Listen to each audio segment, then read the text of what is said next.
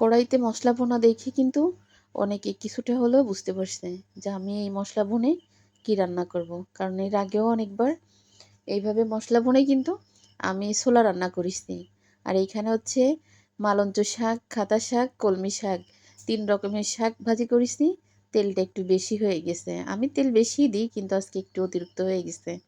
ওইখানে মসুর ডাল দিয়ে পেঁয়াজু ভাজি করছি, বেগুনি ভাজি করেছি, আর হচ্ছে আলুর চপ ভাজি করতেছি। তেল কমে গেছে, আর একটু তেল দেব। আর এইখানে হচ্ছে ছোলা বোনার জন্য সুন্দর করে মশলাটা কষাই নিলাম। ছোলা বোনাতেও কিন্তু আজকে আমার তেল বেশি হয়ে গেছে। যাক, মাঝে মাঝে রান্নার 2-1 দিন কম বেশ হতেই পারে, কখনো কম হয় কখনো বেশি হয়। তবে আজকে শাক ভাজিতেও বেশি হয়েছে, ছোলা বোনাতেও বেশি হয়েছে, তরকারিতেও কিন্তু হালকা একটু বেশি হয়েছে, কারণ টক তরকারিতে কিন্তু তেল কম দিতে হয়। আসলে রান্না করতে করতে যেভাবে অভ্যাস সেইভাবে কিন্তু হয়ে যায় কম বেশ, আর হয় না। তো আজকে কিন্তু আমি কাঁচা আম দিয়ে কাঁচকলা দিয়ে শোল মাছতে রান্না করব। রোজার সময় রোজা মুখে কিন্তু এই তরকারিটা অনেকের পছন্দ। তো আমার এই তরকারিটা দেখে যদি কারোর খেতে ইচ্ছা করে তাহলে কিন্তু বাসায় এইভাবে ট্রাই করতে পারেন। কাঁচা, এই যে এখন ছোট ছোট যে কাঁচা আম বের হয়েছে, এগুলা খুঁটে খুঁটে রেখে, আমি অবশ্য খুঁটে রাখিনি, আমার যা দিছে আমারে, ও খুঁটে আমারে দিছে। 2 দিন ফ্রিজে রেখে আজকে রান্না করলাম।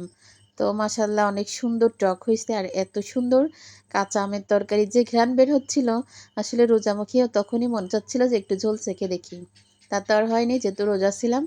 তো আলহামদুলিল্লাহ প্রথম বছরের কিন্তু এই বছরের প্রথম আমের তরকারি রান্না করলাম। আসলে প্রথম প্রথম যে কোনো জিনিস খাওয়ার থেকে শখটা কিন্তু অনেক বেশি, ভালো না লাগলেও কিন্তু শখে ভালো লাগা এসে যায়।